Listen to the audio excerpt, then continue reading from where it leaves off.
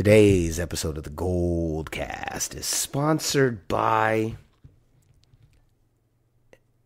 anger, frustration. And Raymond, I have a question for you before we begin. You heard about this, the workouts for Colin Kaepernick?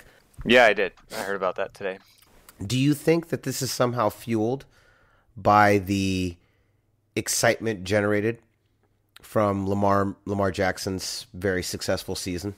I think that's partial to do with it. I mean, everyone's watching the tape. We're watching the fact that Baltimore has embraced the Colin Kaepernick style of quarterbacking rather than, what John Harbaugh's brother tried to do, which was to try to make him a pocket passer and just to only use that use running as a last resort. Whereas here he just says, "Hey, just do what you got, do what you do, go out there and do what you do." So yeah, I think that has something to do with it. I don't think it's the whole reason, because I think this late in the season, teams, either I don't think any of the playoff teams are looking for this, but maybe some teams could look at him as a backup option, or who knows, Baltimore could be looking. I know that Baltimore has RG3, but between RG3 and Colin Kaepernick, I think you'd want Colin Kaepernick. He's healthier, he's had a healthier career, and he's been more efficient playing that style. And RG3 is a shell of himself. I mean, I'm glad he has a job and he's getting paid, but he's not the player he once was. He never hasn't been since his knee blew out. But that's just a guess. I don't know how many teams are actually going to watch him, but yeah, it definitely has something. Lamar Jackson has definitely helped shine some light back on him. I agree 100%. And so to Colin Kaepernick, we say congratulations. Good luck. Yeah, good luck. Good luck. Hope this works out. Hope this gets you a job back in the NFL. You deserve to be in the NFL. Raymond, before we get started, why don't you let them know where can they find us? You can like us on Facebook.com/TheGoldCast, and you can also follow us on Twitter at @the_Goldcast, and be sure to subscribe to us via iTunes, YouTube, and Stitcher, all under the same moniker of The Goldcast. That way you get notified when we go live with our brand new episodes, such as this one. And be sure to leave a comment if you have some thoughts that you'd like to share with us or share with other fellow fans and listeners of the show, because we certainly like to hear from you and would like to get your thoughts, because everyone was wrong about the prediction for this game. Well, everyone was wrong about the predictions for this entire weekend. I mean, this was the wonkiest. This was that crazy NFL weekend that comes out of nowhere, and every team is every game is an upset, and it was just wonky. We'll talk about it, but Raymond, I want you to tell the people, tell GoldCast Nation, where can they find you? I'm on Twitter at Ray Solis and on Instagram at RaySolis1. And you can find me on Twitter at RudySolis3 and Instagram at RudySolis3, Twitter at RudySolis3RD. All right. The rivalry is back, but the game did not end the way we wanted it to. Raymond and I have had a day to process it, and now we're back ready to talk about it, but the anger still lurks deep inside. Your professor of fanalism is here, the greatest fanalist in the game. He's also here. Class is in session. Let's go. San Francisco, are you ready? This is the GoldCast.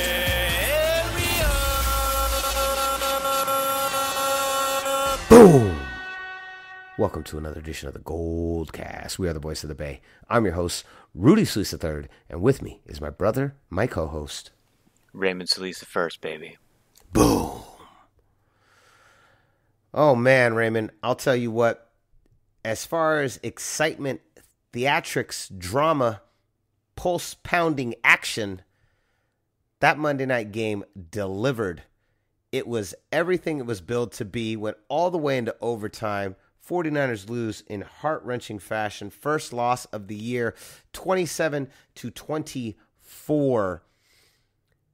A tough loss that really exposed the offense and just how limited we are with when Emmanuel Sanders and George Kittle are out. Now, Emmanuel Sanders has only been part of this team for 3 weeks now, and already, or 2 weeks, already you see what a difference he has brought and why we traded for him in the first place. But the offense was really, really exposed in this game, and I want to start with you. Why don't you start with your thoughts, and then I'm going to give my thoughts. But first and foremost, I do want to say before we begin, it was a tough loss, but a great game. And the Niners played hard, played really hard, but we definitely were offensively exposed. Let's talk about it, though. I want to hear all your thoughts on this game. Go for it from the start. Disappointing. Started off great, and we talked about the possibility of Staley and McGlinchey being rusty coming back from after having not played for 4 straight games, and that definitely proved to be the case, especially with McGlinchey.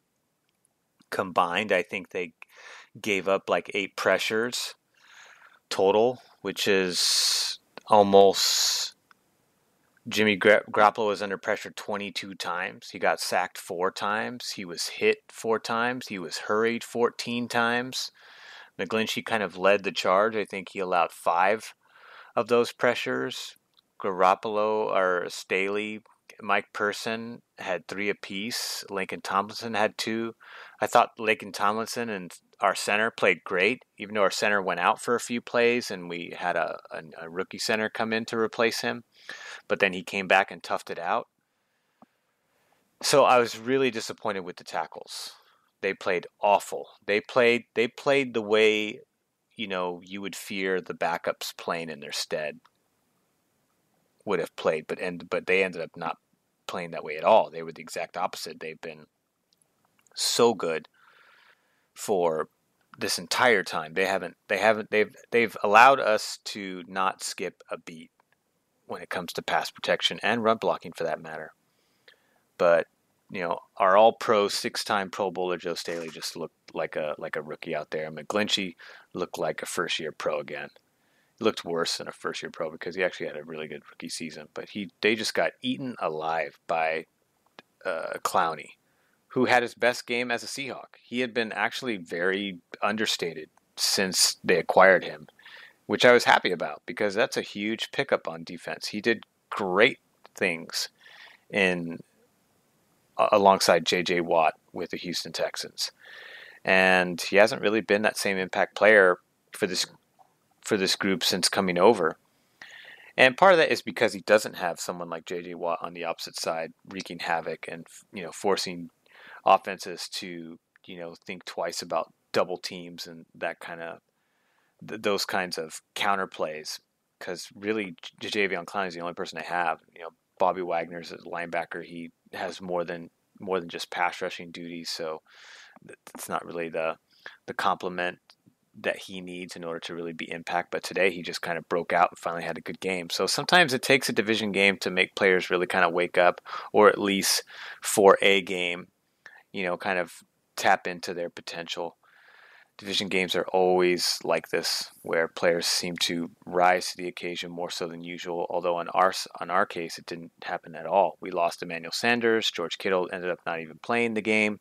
That proved to be too difficult.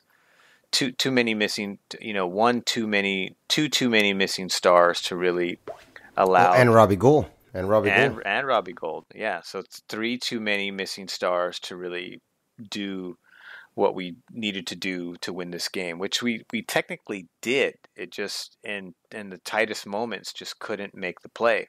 Deebo Samuel had drops. Kendrick Bourne had drops, including one that went right through his hands and into the hands of the Seahawks for that big interception. Seattle took advantage and scored more points on turnovers than we did. That ended up being the difference in the game as far as point totals were. And we had a chance to win the game. Our kicker just couldn't handle the pressure, was definitely trying too hard. And that was evident in the fact that he hooked it so hard right the way he did. He was really trying to, put forth a really strong effort, but, just really kind of basically choked on his form and allowed that ball to sail right instantly. Didn't even have a remote chance, which is so unfortunate because I was like, man, he made 3 straight, including like couple 40-plus yarders, so this should be good. This should be good. I was excited about it, and it just never worked out. Super disappointing. I actually thought someone had got a hand on it. That's what I thought too. So crazily, I thought wow, someone got a hand on that. And I watched the play. I'm like, no, that was just the world's worst kick. That's what that was. Yeah, and so to me, it's like, when we win games, teams give out game balls to the top performers, and if I was going to give a game ball out, it would definitely be to the defense. That entire unit, especially the secondary, just played so good. They were amazing. Emmanuel Sanders, I mean, Akello Witherspoon is really going to actually have to prove himself at this point, I would imagine, because he's been playing so good that I don't know if you can just sit him down and just throw Witherspoon back in, because Witherspoon's missed time too, and that's going to be an adjustment. I think you need to ease him in certain coverage packages. That's how you do it. You don't do what you did with McGlinchey and Staley, because you know what? Staley ended up fracturing and dislocating his finger, and if he goes for surgery, he's going to miss a couple more games. So that throwing him back into the mix proved to be a costly mistake. Not only in terms of him not being able to do what he's supposed to do, but also his health. He got injured again.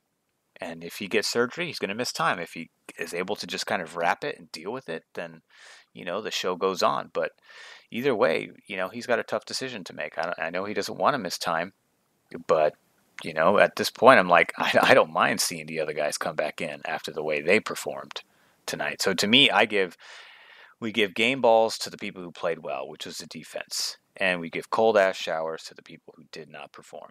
And in my eyes, even though Jimmy made at least 3 throws that, the early pick in the first series that got called back by the flag holding, he got away with one there. Kendrick Bourne's pick was Kendrick Bourne's fault, which is why I call it the Kendrick Bourne pick. And then he had 2 throws late in the game that could have been picks, but the defenders just didn't pick up the pick. They didn't secure the interception, so he got away with them. So there's definitely moments like that. But then to me, 3 out of those 4 instances were Jimmy's fault, and 1 was the receiver's fault. But there was more key drops than there were Jimmy mistakes, in my opinion. Deebo Samuel had a key 3rd down drop. Like I said, Kendrick Bourne had about 2 or 3 key drops. I know that Emmanuel Sanders left early, so he wasn't an impact. Kyle Juszczyk missed a ball, but that was just a tough grab. Dante Pettis was a non-factor once again. To me, Deebo Samuel, Kendrick Bourne dropping key plays and key moments that could have kept the drives going. That to me just kind of really frustrated me. Deebo Samuel's going to get the rookie pass this season for the most part, but he did drop a key 3rd down catch that would have given us a 1st down on a drive late. And Kendrick Bourne gave up a pick with one of his drops and gave up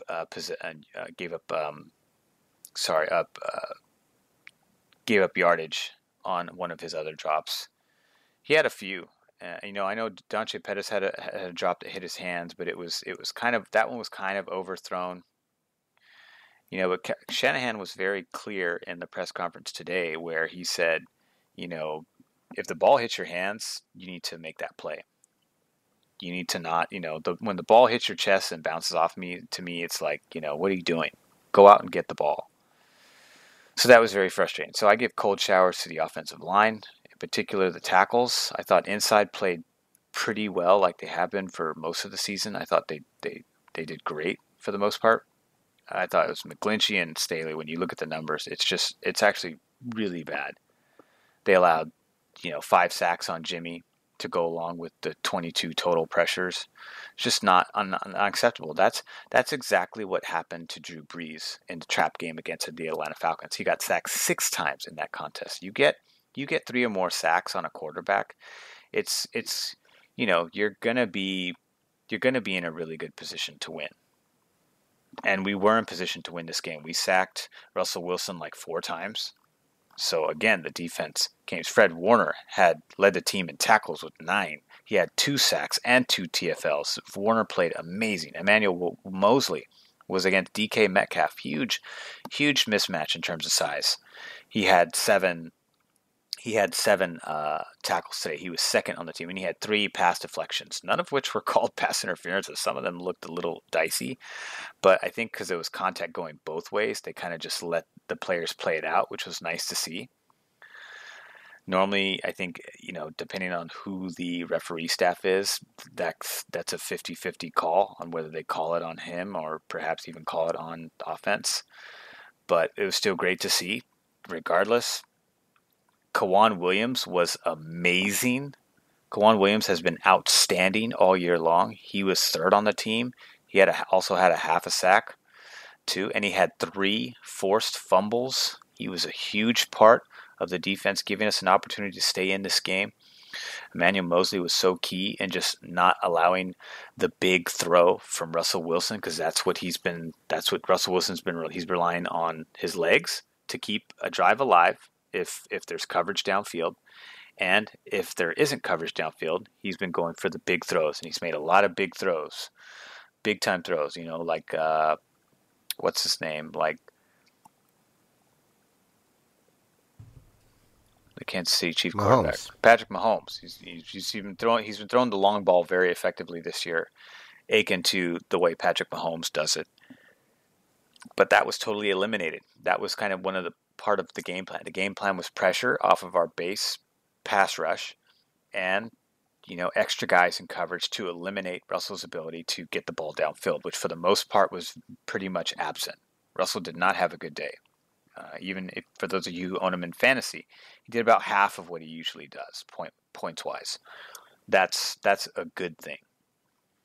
And he had a pick late in overtime, a key pick by the rookie Dre Greenlaw, who was playing instead for our out for the season middle linebacker Quan Alexander. So couldn't be more happy with Dre Greenlaw's performance overall. Nick Bosa had the most pressures of any edge defensive end in Week 10, even though he didn't end up with a sack. He did have a TFL, and he did have numerous run stops. Eric Armstead was amazing again with a sack and a half and a TFL. Ronald Blair lost for the season, but had a TFL in the process. Dee Ford was solid. Buckner had the touchdown. So, that's kind of more or less what I saw. And, we can talk some more about the aftermath of what that cost us. Once again, an excellent breakdown. Greatest fanalist in the game. Again, the hype going into this game was huge. As I've been saying for a week into this, the rivalry was back. The smack talk online was intense. The energy in Levi Stadium was huge. As you mentioned, I don't want to repeat what already been said. We started out real hot, but Emmanuel Sanders going down was huge, and the wide receivers in his absence just could not step up. And that to me was probably that. And I agree with you. The tackles, 100%, our tackles were really disappointing, which we had discussed. That was one of our areas of concern in the preview episode that we did before this game. But the wide receivers, my goodness. I have to admit, I'm not very impressed with Dante Pettis. I keep waiting for this guy to. He's undersized, and he's a flash in the pan so far. So far, he really is. And in fact, I remember Shanahan said something today that was kind of. He said it. I don't know if he said it in the press conference. He said it somewhere in the last 24 hours. And I was reading the quote. He had said I'm paraphrasing, but he said basically something to the effect that Pettis has been given a lot of opportunities, and if he doesn't make the most out of those opportunities, well, he's just going to start getting less opportunities. And I thought, oh, that is intense. That is no joke there. So, in a big game, if you just do what you've been doing, which hasn't been enough to really kind of elevate yourself and elevate what you can do to help the team win, then that's exactly what's going to happen. Yes, that's exactly what's going to happen. And so it was such a tough loss because we had several opportunities to win. And what I think was the most frustrating part about this loss, and I think what frustrates most of 49er faithful today, is that I will say this, even with Kittle and Sanders out, this team had the opportunity to win. We were down Sanders, Kittle, Gold, and it still took Seattle overtime to the final minute of the game to finally beat us. That's how good this team is, and that's how not as good Seattle is. We had to get depleted for them to even beat us, and even then, it still took them overtime. They had to take us all the way to the very end of overtime. I almost thought this game was going to end in a tie, but Russell Wilson's that final run he did across the field to get them into field goal position, that was the dagger. The second he took off and no one got him, I was like, that's it. That's game right there. They even stacked the blitz on the left side because he likes to run on that side, and the pocket just, coincidentally, very flukish, just it collapsed the way it needed to give him just this gaping hole to run through. It was so an unfortunate, stroke of luck that Saleh made the right call, had the players in the right position, and when the play started to unfold, it just did not work out the way it was intended to. No. And let's talk about somebody else who does not get a pass, regardless of how the team may have played around him. Jimmy G doesn't get a pass. There were some pretty awful passes in there. I thought a couple of those, we had a couple big drops, but he also put a couple of those balls in really hard places for those guys to catch. And there wasn't even guys around them. I was like, what's going on? He looked very skittish. He looked overwhelmed at times. He looked nervous. And once the sacks started to mount, you could feel that he no longer was trusting his offensive line to give him protection in time, and he was starting to rush his throws. But he's starting to see ghosts, or he rushing the throw before the pass rush even got to him.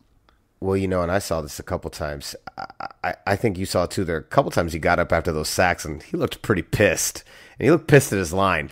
He gave a couple of looks at those linemen that I caught right on the TV. I was like, "Oh boy, that's a dudes. Seriously." Come on. Yep. I need your help. I also saw him shaking his head at the drops. I saw that too. He was definitely getting really frustrated out there. But Jimmy G doesn't get to go without a pass too. I think he could have played a little bit better. But I will say this in his defense. This is the kind of game that if Jimmy G really is the quarterback that we think he is, if he's the quarterback that we paid for, these are the kinds of games that make him better. These are the licks that he needs to take to elevate and move to the next level, because it's not always going to be roses for Jimmy G. And these are the games where if Jimmy G wants to be Jimmy Garoppolo, then these are the games that he's got to learn from and step up from and become a better quarterback. These are the games. Now, a weaker quarterback will allow this game to seep in and he'll go downward.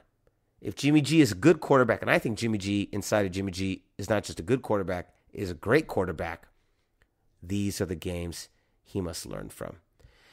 And I think he will. A lot of people like to point to Joe Montana's his 5 big Super Bowls or his four Super Bowl wins, and the great playoff victories and the comeback games. A lot of people forget how bad the 49ers team was at times and how inconsistent Joe Montana could play. Joe Montana, especially in the beginning, he had some pretty rough games. It wasn't like it was all roses for him all the time. So it wasn't like Joe just came out and was a god. Yeah, he also sat the bench. Mm-hmm. He rode was he back up to Steve DeBerg, I think? I forget who played in front of him. But, it wasn't all roses for him either. So these are the games that he needs to learn from. Richard Sherman was said it in the press conference that they have to learn. They will get better. I believe they will get better. We were never going to go 16-0. It was a wonderful pipe dream, but I mean, I penciled in about three weeks worth of losses in the last 4 that I thought potentially I'd rather get the loss out now than later. Streaks do not work well in the NFL. The NFL is not built for streaks. Baseball and basketball are built for streaks because of the amount of games and the amount of months and the length of time that the sport goes. Football is done in a very short microcosm. Streaks do not hold well, especially win streaks, because at some point you got to lose. At some point, the further along you go undefeated or go without a loss, the greater and harder that loss is going to be when it comes around. So I think this was a good loss in terms of get it out now, see where your flaws are, and really figure out how you need to step up. I'll tell you something else that I thought was a little confusing, Raymond. I thought in overtime, it was really pretty clear that the Seattle defense was gassed and that we were running pretty well. I was very surprised at how even though the run game was doing well, we kept going away from it in favor of a heavy passing game. And that surprised me because I thought the running backs were doing pretty well, especially in overtime when the Seattle's defense was clearly very tired. Well, I think on a couple of those drives, they weren't getting the yardage we needed to be put into a 3rd and short situation, and we were put in 3rd and long more often than we had all season long. And I think that's one of the reasons why, if you're 3rd and long, you got to throw, because your chances are better in that scenario than trying to run it on 3rd and long. You know, rarely do, unless you have a Colin Kaepernick or a Lamar Jackson, then it's a, you know, that then you have the running part covered. Because if the play breaks down in coverage, then you can go ahead and take off because you're that kind of quarterback. Jimmy G obviously is definitely more comfortable in the pocket passing role, and he is capable of running, but he definitely does not like to do it. It's not his first instinct is to sit in the pocket and make the throw, which is, you know, technically what you're supposed to do in that position. So that he's doing exactly what you would expect any quarterback to do. It's what Drew Brees does. It's what Brady does. It's what Rodgers does. It's what all the good top quarterbacks do right now, with the exception, Lamar Jackson is the lone exception right now. And at one point in time in 2015, that exception was also Cam Newton, but that took a toll on him for other reasons. However, having said that, I think that we weren't, even though the running game started to open up a little bit more, we were still held for under 100 during the entire game. Even though Tevin Coleman and Mostert, you know, ended the game with 4.4 and 4.7 averages, that still was 9 carries for 40 yards off of Coleman, 6 carries for 28 yards off of Mostert. Those aren't technically not great numbers. Matt Breida, who's nursing another ankle injury, 2nd year in a row, he seems to always have to deal with an injury, which is unfortunate because he's so great when he's 100%. He had 10 carries for 18 yards, less than 2 yards a carry. He never got going. He never got going at all. No, he didn't. So even though there were moments when we were starting to gash him late in the game, it was too little too late by then. And we were still getting put in 3rd and longs. And unfortunately, you know, like I said earlier, we just, at that point, we have to throw. We have no choice. Yeah, you're right. You're right. A tough loss to our most hated rival. I can't stand the Seahawks. I can't stand Russell Wilson. I can't stand their colors. I can't stand their dumb team name. A Seahawk is not an animal. It's not a bird. There's no such thing. I don't think the 12th man is something you should be proud of. I don't think you should celebrate the fact that your professional football team needs the crowd to help them win games. That's not something to be proud of. Anyways. Yeah, neither is the stupid old defense moniker, which I'm not even going to repeat. I can't stand it. No. Sounds like a cheap wrestling name. Yeah, it basically is. It was. Yeah. Also, was also the name of the evil faction that would fight the Super Friends on the 80s cartoon. It was also a variation of that too. Literally the same name. Yeah, it was a tough loss. Now, here's the thing. 49er faithful.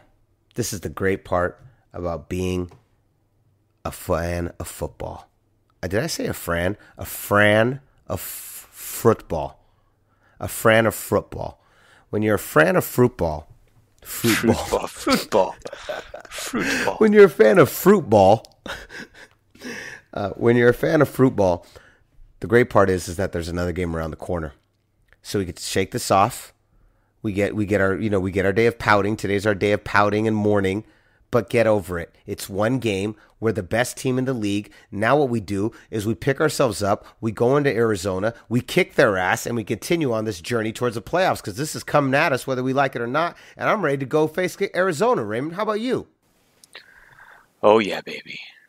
It is time to regroup and get ready. And actually, we won't be going to Arizona. We will be staying home. So that's the good news. No traveling. No traveling for us.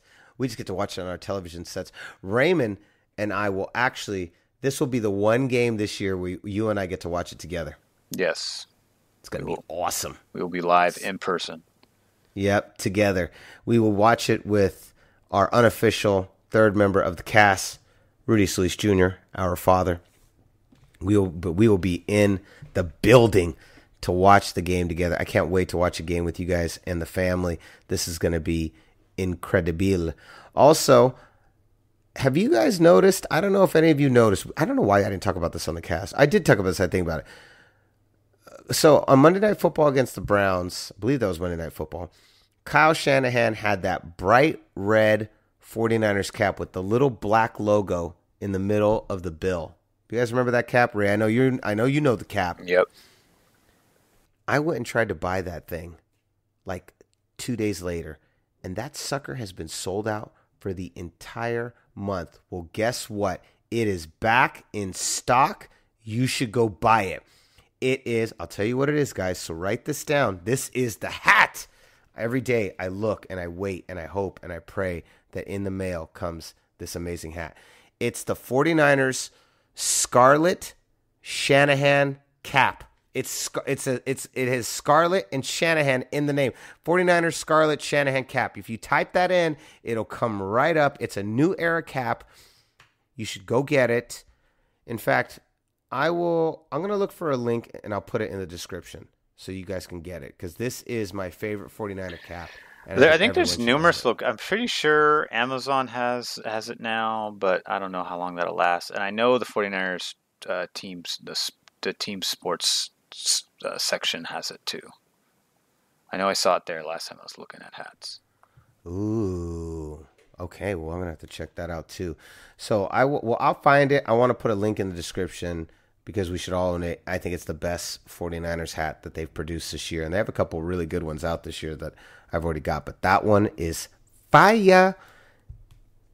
All right, Raymond, any final thoughts before we leave this game? Just that I really hope that, the defense has been very consistent. So that's something that we can actually look forward to game in and game out in terms of, what to expect from our team. But I really hope that the wide receivers take what Kyle Shanahan said to heart, take what they're going to do in practice to heart, because this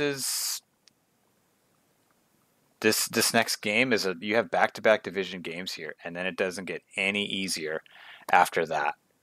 So you got to have a quick bounce-back game to regain the momentum of winning, so that you can take some of that momentum into the next tough games, which will the next tough slate of weeks, which will include 2 more playoff NFC teams in Green Bay and New Orleans. And don't forget, we've got the Baltimore Ravens sandwiched in between them. And the Ravens from the AFC, the best AFC team, in my opinion. Yeah, I think they're the best AFC team, in my opinion, as well. They're the best offense anyway. The best AFC offense coming into town. The best AFC defense, obviously, still resides in New England. Yeah, I can get with that. I can get with all that. My final thought is, let it go. Move on. Let it go. Isn't that a Disney song? I think so. Oh, Disney Plus, by the way, Mandalorian, fire.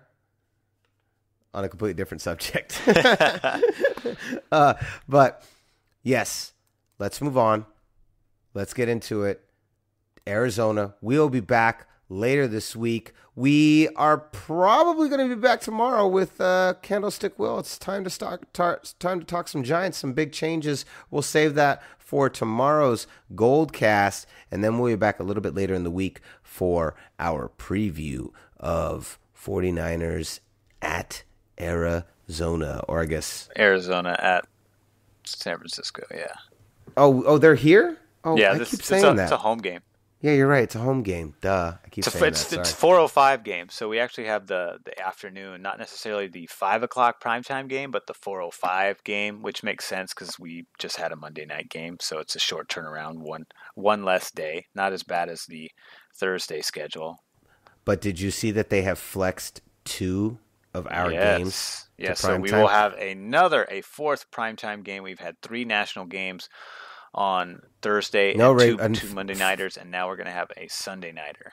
No, we have 2 Sunday nighters. 49ers and Packers has been flexed to the 5 o'clock game, and the 49ers and Rams game has been flexed I didn't to hear 5 about o'clock. that. Oh, yeah, baby. Oh, yeah. You know they love them 49ers in primetime, baby. They love them 49ers in primetime. The NFC divisional bouts. Those games are about it. But I mean, the Rams are just a different team than Seattle. They don't intimidate me at all. They really don't. Kyle Shanahan, he's got Sean McVay's number right now, just because our team is just so much better in every single category. Jared Goff is looking like the Jared Goff we all know. That's right, and his coach is looking like but the Padawan, and Shanahan the master. Exactly. All right, here we go. So concludes another edition of the GoldCast. We are the voice of the Bay. I'm your host, Rudy Solis III, and with me is my brother, my co-host, Raymond Solis the first, baby. Boom. We'll see you next time. Same GoldCast time, same GoldCast channel. This is the GoldCast.